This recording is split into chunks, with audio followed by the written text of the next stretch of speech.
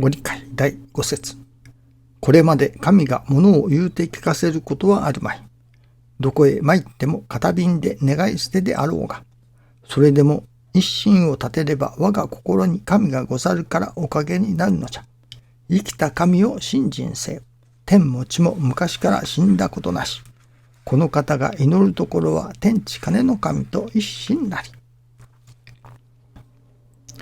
自己満足的な信心から神も立ち行き、氏子も立ち行き、喜び合い満足し合える世界にまで発展できる道が金光大臣によって生き生きと開かれた。この方が祈るところは天地金の神と一心なりと仰せられる金光大臣の御取り次ぎによる生きた天地の働きをそこに集中して巡りを断ちおかげを授けてくださる働きとはなったのであります。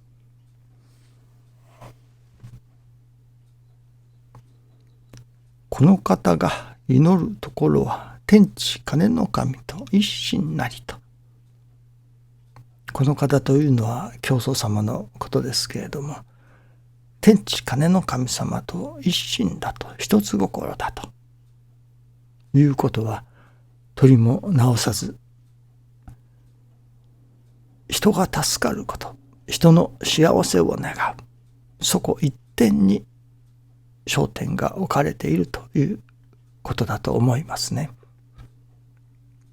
私どもまたこの方が祈るところは天地金の神と一心なりと言えれるような、思えれるようなおかげをいただかねばならないと思いますね。それにはやはり私どもの心が変わるというのか、育つというのか、育っていかねばならない、変わっていかねばならない。同じことをしていても、同じことをしたいと思っていても、その内容というのでしょうか、心根が変わってくるということだと思いますね。愛楽にご縁をいただき始めの頃、師匠の見教えをいただき、いわゆる愛楽理念に触れ、その当時私はやはりこれを世界中の人に輸出したいといったような思いになりました。それは私が何か貿易をしたいと、いわゆる商売人として何か働きをしたいと思っていたからだと思いますね。商売人として世界に自信を持って売れる商品はないものかと探したところ、その愛楽理念に行き当たったというわけです。この商品ならば自信を持って世界に売ることができる。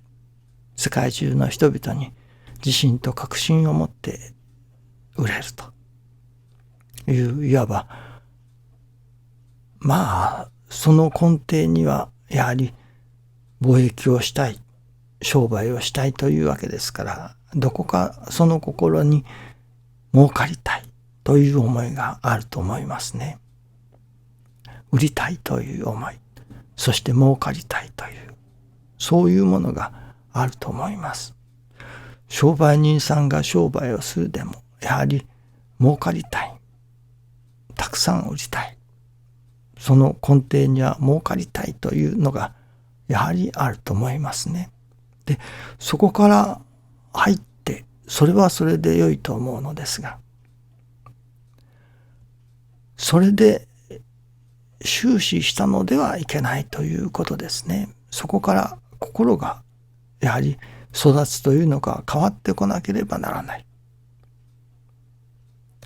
今まで私はただ単に愛楽理念を世の人々に伝えたい。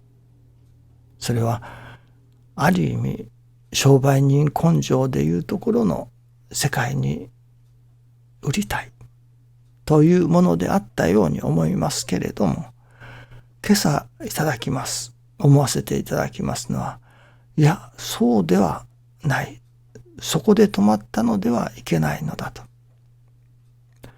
何のためにその愛楽理念を世界の市場に出そうとするのか。それはただ商売人として世界の市場で、勝負をしたいというのか、世の人々に売りたいというのか。そうではないと。愛楽理念を売るのではない。愛楽理念を世界の市場に出すのではない。今日はっきりいただきますのは、助かりの理念を世に出すのだ。世界の市場に出すのだということなのですね。今までは貿易をしたい。何かいい商品はなかろうか。自信を持って売れる商品はないだろうか。ここに愛楽理念が、自信と確信を持って売れる商品があった。これを世界に売り出そう。という心から、それがもう一段育つというのでしょうかね。変わって、世の人々に助かってもらいたい。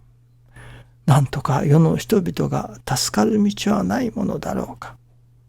これは商売人で言えば、世の人々に喜んでもらいたい。世のお役に立ちたい。というようなことになるのかもしれませんね。自分の利益を上げるということよりも、世の人々に喜んでもらいたい。お役に立つ商品を世に出したい。売りたい。というような意識に変わってくることではないでしょうかね。その世の人々に何とか助かってもらいたい。ではどうすれば世の人々が助かられることができるか。それはもうこの助かりの理念を世の人々に伝えていくことだと。いわば今までは単に自分がこの教えを素晴らしいから伝えたいという思いであったのが、世の人々が助かられることのためには、この助かりの理念を分かってもらわねばならない。知ってもらわねばならない。この助かりの理念を世の人々に伝えること。それが世の人々が助かることにつながるのだ。人々を助けたい。人々に助かってもらいたい。ためには、この助かりの理念を伝えていく。ということになるわけですね。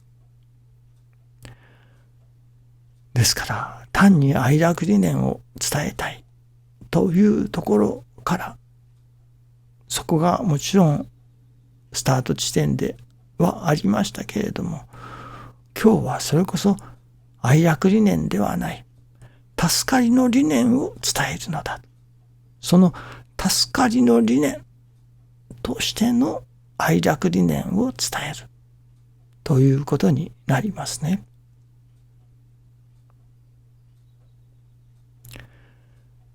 今朝は面白いことを思わせていただきました。いわゆる天地書きつけですね。天地書きつけはやはりどこまでも池上金光大臣、天地金の神、一心に願い、おかげは我が心にあり、だと思うのですけれども、これのもう一つ海賊版とでも言うのでしょうか。助かりの理念を凝縮すれば、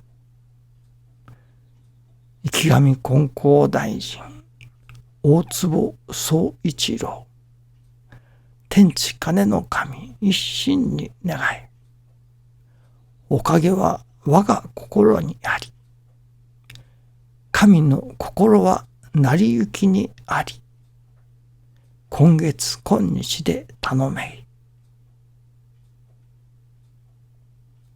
いうことになる